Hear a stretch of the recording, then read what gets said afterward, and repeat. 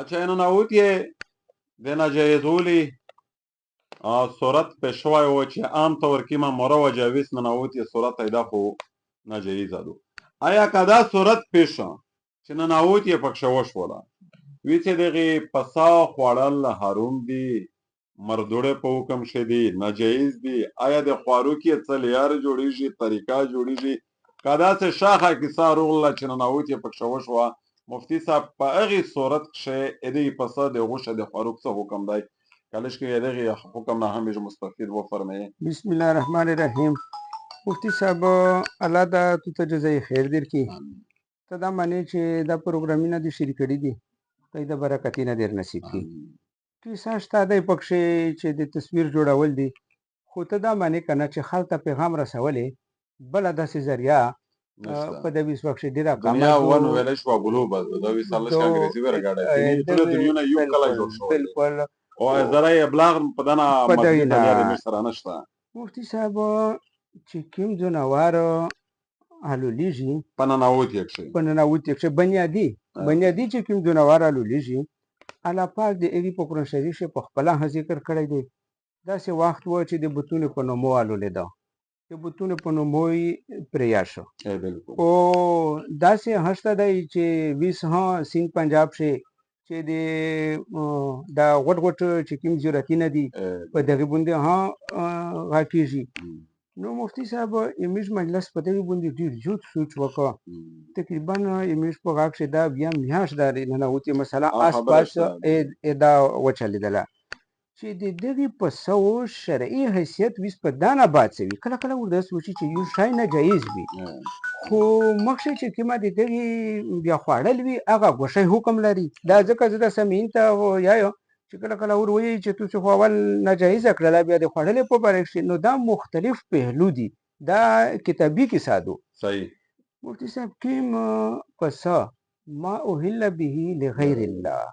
یعنی د بتونو په نومه د پیر فقیر په جرات باندې په دغې په نومه کوم پسه چې دا الول شي دا باوجود الولولې باوجود ذبحې باوجود تکبیره دا بیا مردود دی دا داسې ناجایز دی لکه چې په خپل مرګ مرګ وي مردوړی وي دا داسې ناجایز دی. یو خو چې دا د میشتو د سمعینې په ذهن شوي خو بله خبره دا ده چې تعظیم لغیر الله لکه لقدوم الامیر څوک بادشاه وپکې ټیم شوه داسې مشر سړی وي چې ته د یو خو مهمان نوازي دو مهمان نوازي نه یو د تعظیم د وجې نه لکه د بتونې چې کوم تعظیم و داسې ته یو تعظیم ورکې د هغې د وجې نه کوم پسه چې الول شي دا ناجایز دی. د ننوت یې په باره کښې چې کوم پسه الولیږي په دغې باندې الله پاک ته د دې مشتو علاقه ته د هغه خیر نور ور نصیب کړي. د مشتو په علاقه کښې پیرکي نشته د مشتو په علاقه کښې دا نشته چې بتون دي جرتي نه دي دا ټول چې الولیږي دا لوجه الله الولیږي خو البته په دمه کښې مجلس مشتو سوویل چې دا تعزیر مالی دی نو د هغې د وجې نه وي چې دغې الول چې شه دا پسه دا د مردوړې په حکم شه نه دی.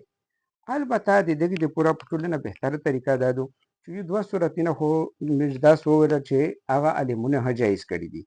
خو که وخورې ټیک خبره ده تفصیل یې تېر شو.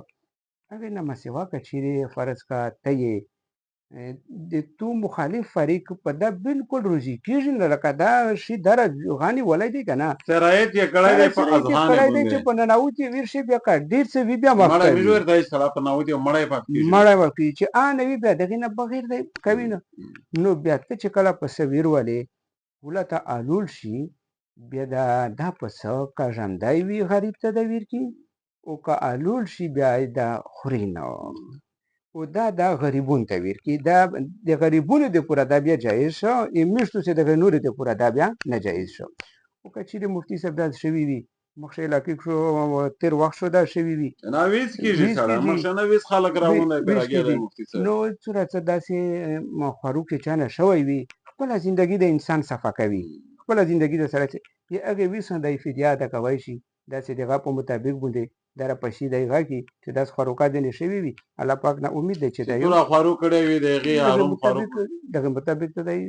فدیه ادا کړي الله جل شانو دا تو ته ډېره ځای خیر دیر کو میش ته دا خدای فهم توفیق ورکو الله دا میش استعدادات قواوی داره مزید کو چې په پوی هشي عمل په وکړو امت مسلمه د پرم د خدای نافع او د خیر وګرځي ذریعه وګرځي. جزاکم الله.